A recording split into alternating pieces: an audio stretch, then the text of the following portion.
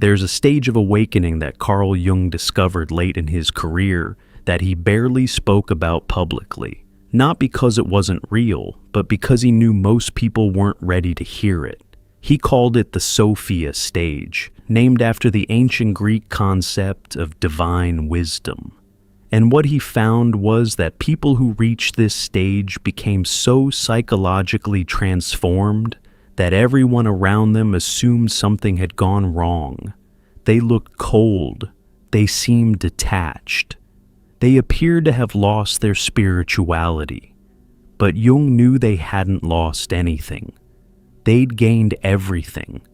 They'd reached the final stage of psychological development that most people would never achieve. Jung spent years studying patients who'd done all the work.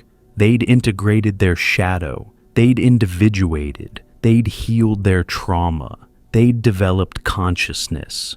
But then something else happened. Something that went beyond healing into a territory Jung could barely map. These people underwent a final metamorphosis so complete that they became almost unrecognizable from who they'd been before. And this transformation had specific, observable markers that appeared with unsettling consistency.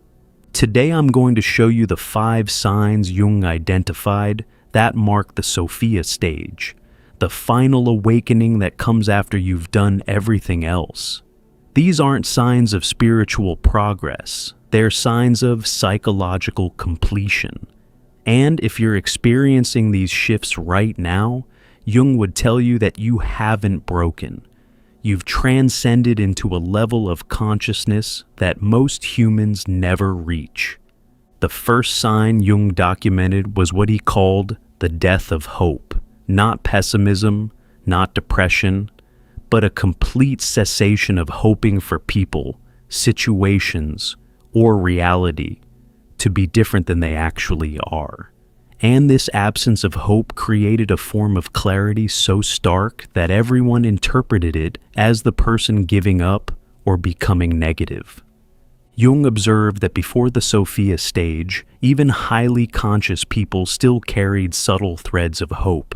Hope that their family would eventually understand them. Hope that certain relationships could be repaired if both people just tried harder. Hope that the world would shift toward consciousness if enough people awakened. These hopes weren't delusional. They were the last remnants of the psyche's attachment to preferred outcomes. But people entering the Sophia stage experienced something profound. One day they'd wake up and realize all that hope had simply evaporated, not through loss or disappointment, through seeing. They'd see their family system with such complete clarity that hope for its transformation became impossible. Not because they were jaded, but because they could finally see the actual structure. And that structure wasn't capable of the change they'd been hoping for. Jung found this disturbed people around the Sophia stage individual intensely. Because our culture equates hope with mental health, a person without hope looks depressed or defeated. But Jung knew these people weren't depressed. They were seeing clearly for the first time without the distortion hope creates. Think about someone who spent decades hoping their parent would eventually become capable of genuine emotional connection. They understood the parent's trauma. They had compassion for the wounds. But they kept hope alive that maybe one day, with enough patience, something would shift. Then they enter the Sophia stage, and suddenly that hope is gone. Not because anything happened to kill it, because they can finally see that this parent, as they actually exist, not as the person wishes they could be, will never develop that capacity. The psychological structure isn't there. The willingness isn't there. The consciousness required isn't there. This seeing without hope feels like freedom and grief simultaneously. Freedom because you're no longer investing energy in impossible outcomes. Grief because you're finally mourning what will never be instead of hoping it still might. Jung called this the wisdom of accepted limitation.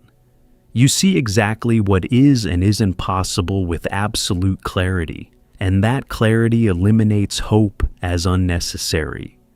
People in the Sophia stage would describe this experience to Jung with similar language. I don't hope they'll change anymore. I just see them as they are, and who they are is complete, fixed. This is their final form, not said with judgment or bitterness, said with the quiet certainty of someone who's finally stopped arguing with reality.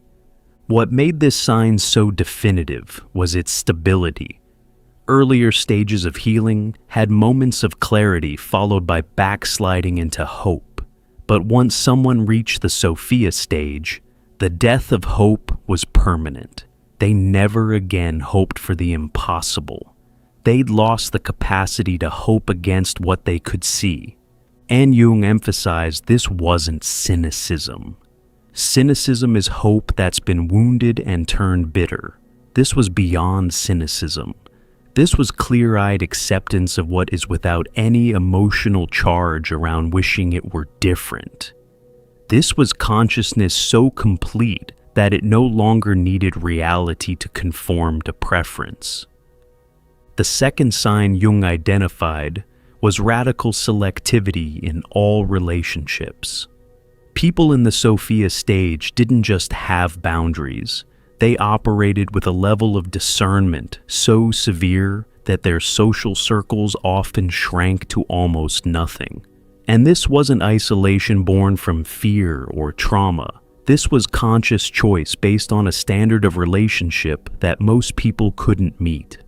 Before the Sophia stage, Jung observed that people maintained relationships for many reasons: family obligation, social convention, shared history, guilt, potential for change, compassion for the other person's struggle. They'd have friends they didn't particularly enjoy but felt they should keep, family members they tolerated out of duty, colleagues they engaged with professionally despite personal incompatibility. But something happened in the Sophia stage that eliminated all relationship maintenance that wasn't rooted in genuine resonance. Jung called this the wisdom of energetic truth.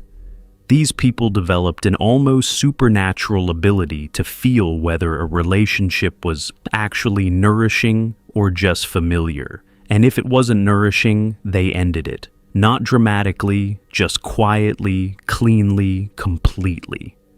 This looked cruel to outside observers. The Sophia stage person would cut off relatives without explanation, would stop returning calls from friends they'd known for years, would end relationships that looked perfectly functional to everyone else. People would say they've changed, or they've become cold, or they think they're too good for everyone now. But Jung saw something different. These people hadn't become cold, they'd become honest. They'd lost the ability to pretend that relationships were meaningful when they weren't. Lost the capacity to maintain connection out of obligation. Lost the willingness to participate in relationships where they had to edit themselves to be acceptable. Jung documented what he called the Sophia stage standard for relationship. Both people must be capable of seeing and being seen completely. Both must be willing to be honest, even when honesty is uncomfortable. Both must be committed to their own consciousness and growth. Both must be able to hold space for the other's full humanity, without needing them to be different. Both must generate more energy together than they consume from each other. This standard was so high that most existing relationships couldn't meet it, and Sophia stage people had zero tolerance for relationships that fell short. Not because they were demanding or difficult, because they had finally learned that every moment spent in relationships that don't meet this standard is a moment stolen from the life they're actually here to live. Jung observed that this radical selectivity created profound loneliness, not the painful loneliness of isolation, but what he called the loneliness of rarity. These people were lonely because they'd become so psychologically refined that compatible others were extraordinarily rare. They weren't lonely because they couldn't connect. They were lonely because there were very few people evolved enough to connect with. But here's what Jung found remarkable. This loneliness didn't devastate them the way earlier loneliness had. They preferred the loneliness of authenticity to the company of relationships that required them to be less than they were. They'd rather be alone and whole than connected and fragmented. And that preference was absolute, unshakable, permanent. The third sign Jung documented was the end of teaching, fixing, or awakening others. Sophia stage people completely stopped trying to help people who weren't asking for help. They lost all missionary impulse to wake people up, share their insights, or guide others toward consciousness. Not because they'd become callous, but because they'd finally understood something about consciousness that changed everything.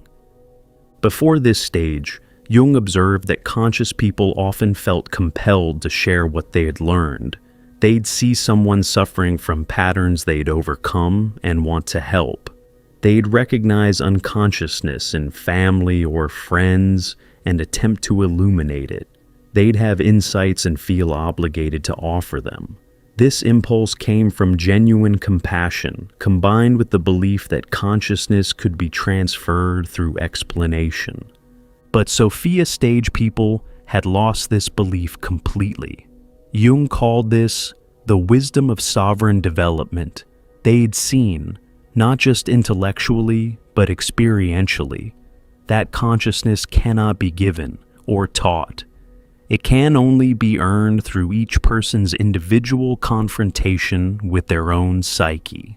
And any attempt to wake someone up who isn't ready is not only futile, it's a violation of their psychological process. Jung documented how this shift looked to others. Family members would be in crisis, and the Sophia stage person would offer no advice, no guidance, no wisdom. Friends would be making obviously destructive choices, and they'd say nothing. People would directly ask for help, and they'd respond with, "I trust you to figure out what's right for you," instead of sharing what they knew. This infuriated people who were used to the person being a source of insight and support. Where did all that wisdom go?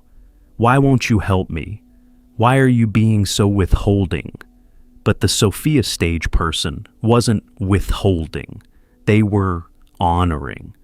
They'd learned that genuine help means allowing people to have their own experiences and develop their own consciousness at their own pace.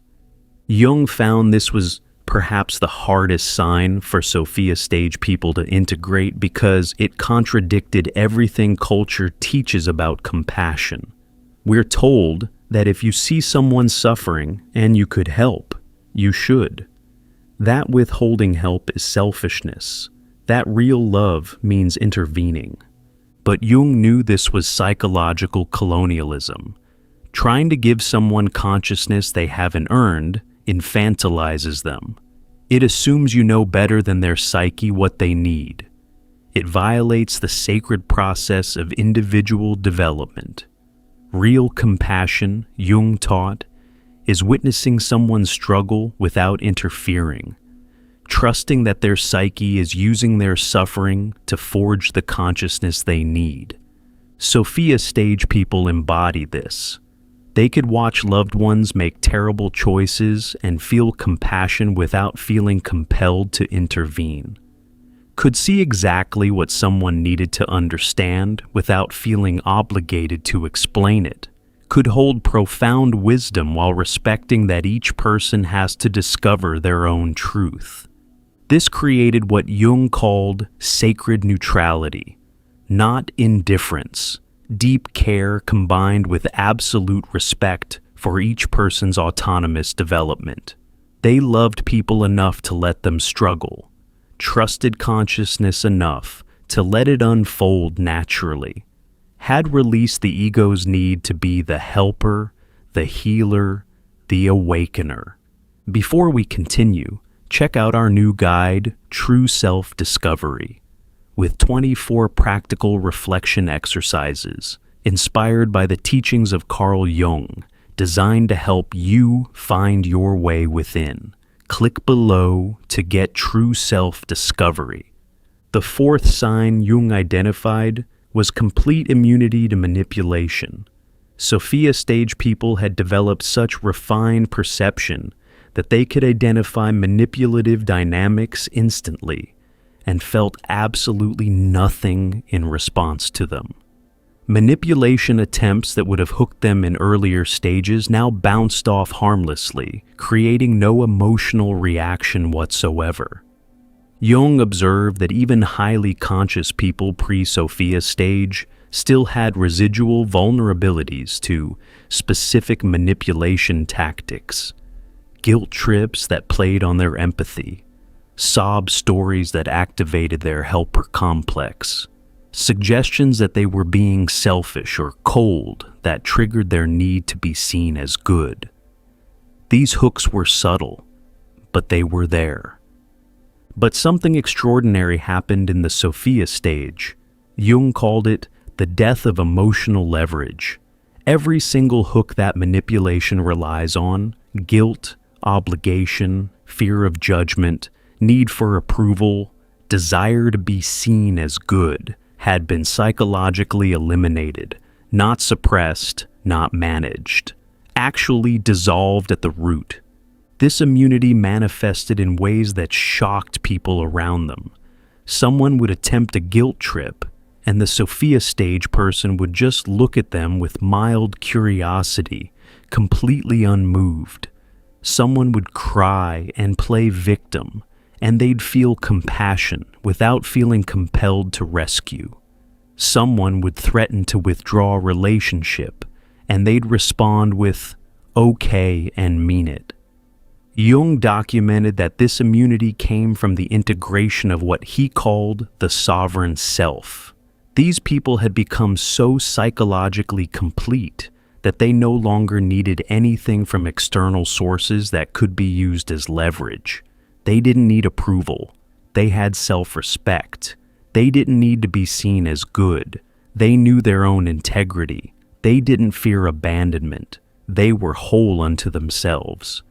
This made them absolutely untouchable by the manipulation tactics that control most human behavior.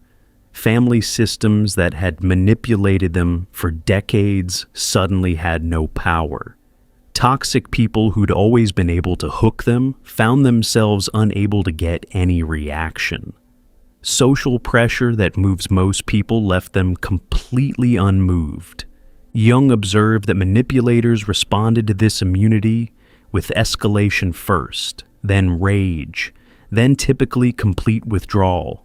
They'd try harder to hook the person, more extreme guilt trips, bigger sob stories, louder accusations. When nothing worked, they'd become enraged that they'd lost control. Then they'd usually cut the person off entirely, because someone you can't manipulate is someone you can't use. And Jung found that Sophia stage people watched this escalation with complete calm. They weren't triggered by the rage, weren't hurt by the abandonment. They'd see the entire dynamic clearly. The manipulation attempt, the escalation, the withdrawal, and feel nothing but mild interest in the pattern, like a biologist observing animal behavior. This immunity extended beyond personal relationships into all areas of life. They couldn't be manipulated by advertising, social pressure, cultural narratives, political rhetoric, spiritual bypassing, or authority figures. They'd developed such strong internal truth sensing that any attempt to manipulate them was instantly visible and completely ineffective. The fifth sign Jung documented was what he called the silence of knowing. Sophia stage people stopped explaining themselves, defending their choices, or attempting to make anyone understand them. Not out of resentment or superiority, but from a profound recognition that being understood by others was no longer necessary or even desired. Before this stage, Jung observed that even conscious people still carried subtle needs to be seen accurately by others. They'd explain their boundaries, hoping people would understand and respect them. They'd articulate their reasons for choices, hoping to be validated. They'd try to help family members see them correctly, believing that if people just understood, the relationship could improve. But people in the Sophia stage had released this need entirely. Jung called it the wisdom of self-sufficiency. They knew themselves so completely that external validation became irrelevant. They understood their own motivations so clearly that others' interpretations didn't matter. They were so certain of their path that defense was unnecessary. This silence looked like arrogance to people who wanted explanations. Family members would demand to know why they weren't attending gatherings. The Sophia stage person would say, "I'm not available," without elaboration. Friends would ask why they ended the relationship. They'd respond, "It wasn't working for me," and offer no details. People would accuse them of being cold or changed. They'd shrug and change the subject. Jung found this silence was actually profound psychological maturity. These people had finally learned that people who are determined to misunderstand you will find ways to misunderstand any explanation you give. That defending yourself to people who've already decided what you are is self-betrayal. That your truth doesn't require anyone else's comprehension to be valid. This created a kind of psychological impermeability. They moved through the world knowing exactly who they were and why they made every choice, and they needed nobody else to know. They could be completely misunderstood, misinterpreted, misjudged, and feel no compulsion to correct the record. Jung observed that this silence was often misinterpreted as secrecy or guardedness, but it wasn't protective. It was simply unnecessary. They weren't hiding. They just weren't performing transparency for people who hadn't earned access to their internal world. What made the Sophia stage so definitive, Jung found, was that these 5 signs appeared together and remained stable. This wasn't a temporary state achieved during a retreat or after a breakthrough. This was permanent psychological transformation.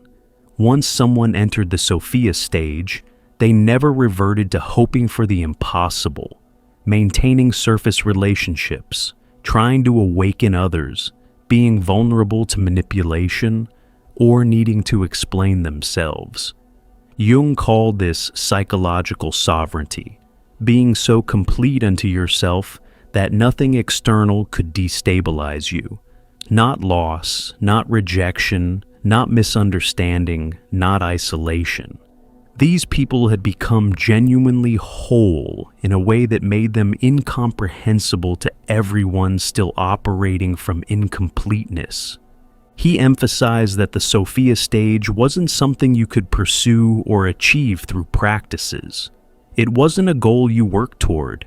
It was a natural emergence that happened after you'd done every other piece of psychological work, after you'd integrated your shadow completely, after you'd individuated fully, after you'd healed every wound that could be healed, after you'd released every attachment that could be released.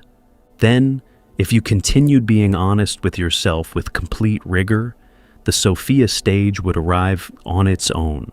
Jung described it as consciousness reaching a threshold density, where it spontaneously reorganized into this final configuration. You couldn't force it, you couldn't fake it, but if you did the work without spiritual bypassing or psychological shortcuts, it would come. What Jung found most significant was that people in the Sophia stage often questioned whether they had lost something essential. They'd look at how they'd changed, the death of hope, the radical selectivity, the end of teaching, the immunity to manipulation, the silence of knowing, and wonder if they'd become too cold, too detached, too isolated.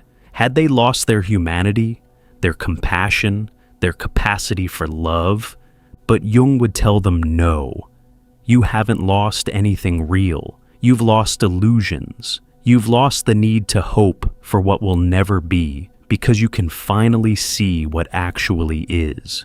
You've lost tolerance for relationships that require you to be less than whole. You've lost the missionary impulse to save people from their own necessary suffering. You've lost the vulnerabilities that manipulation depends on. You've lost the need to be understood by people who are incapable of understanding. What you've gained is something most humans never achieve: complete psychological freedom. You're no longer controlled by hope, obligation, guilt, fear, or need for validation. You're no longer imprisoned by the expectations, judgments, or comprehension of others. You've become genuinely autonomous in a way that looks like isolation, but is actually liberation. Jung believed the Sophia stage was humanity's potential endpoint, the final form consciousness could take within an individual. Not everyone would reach it. Most wouldn't even come close.